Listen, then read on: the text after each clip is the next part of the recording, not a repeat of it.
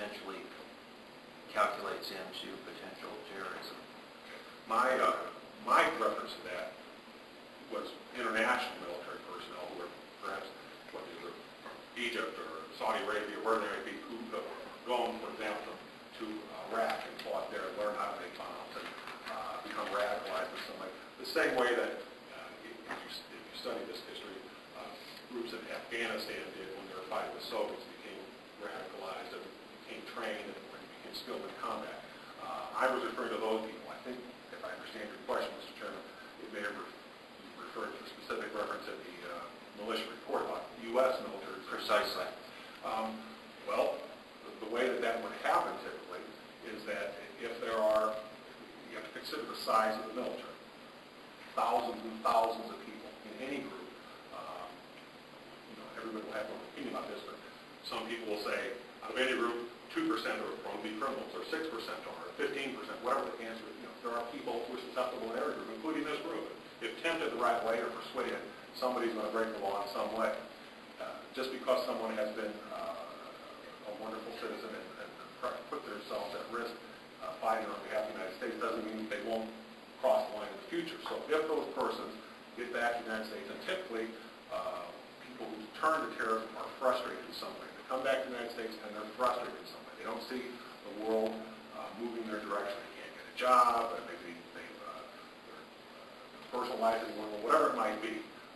They're frustrated, and people look for a way to act out on this frustration. Recruiters, whether we're talking about domestic terrorist type people or international terrorist type people, they look to prey on these people with weaknesses, of which frustration kind of call it a weakness. I'm not sure it's appropriately termed that, but it's something that they latch onto, and they'll try to build on and try to persuade that person to kind of come over to our side. I can try to think that. Timothy McVeigh was a former military guy. He didn't go overseas to now, maybe he did, I remember, in terms of fighting and combat actually. But some people, some small percentage, hopefully not even 1%, but some people will come back and at some point in their lives they'll be frustrated, they think they'll be going away, and they'll be thrown to that approach.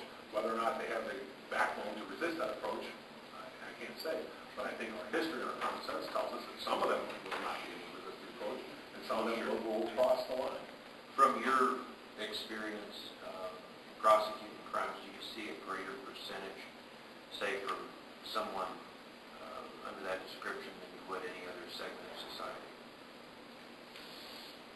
I'm not sure I understand your question entirely.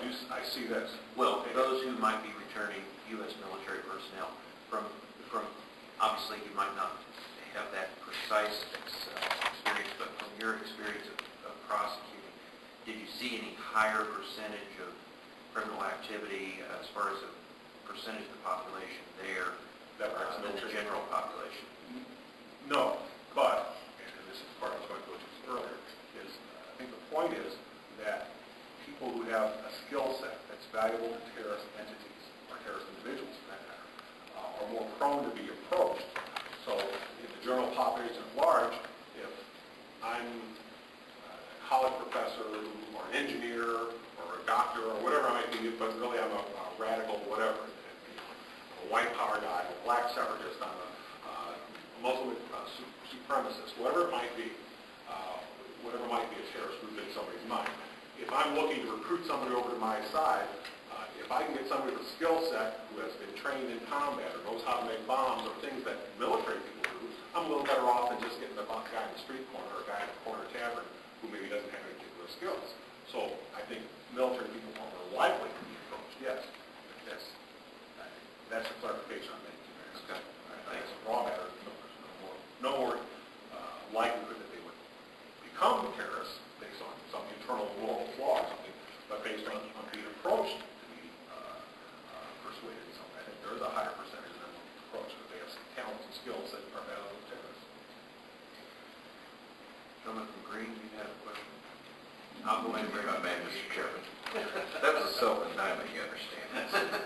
So, thank you. I certainly have appreciated your comments. You certainly, it's very easy to tell you have a good background as far as this knowledge. And my question would be, because I think we've got someone here who we haven't had previous to our committee hearings that might be able to help us kind of narrow this down a little bit. I mean, my sense of, what the Fusion Center is trying to do, for example, I was watching a special on National Geographic the other night about the Unabomber, Ted Kaczynski.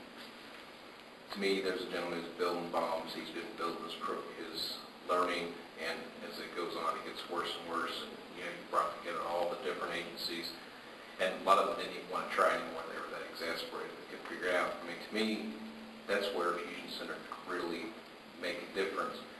My question is, because I can tell you really have a good understanding of this report to me was not written with a lot of background or just, I mean, to me, it looked like a cut and paste report to a large degree. It wasn't really, in my opinion, greatly researched.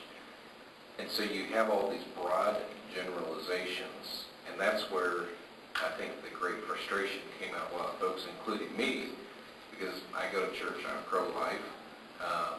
I'm not a big fan of illegal immigration. I'm in a lot of those categories.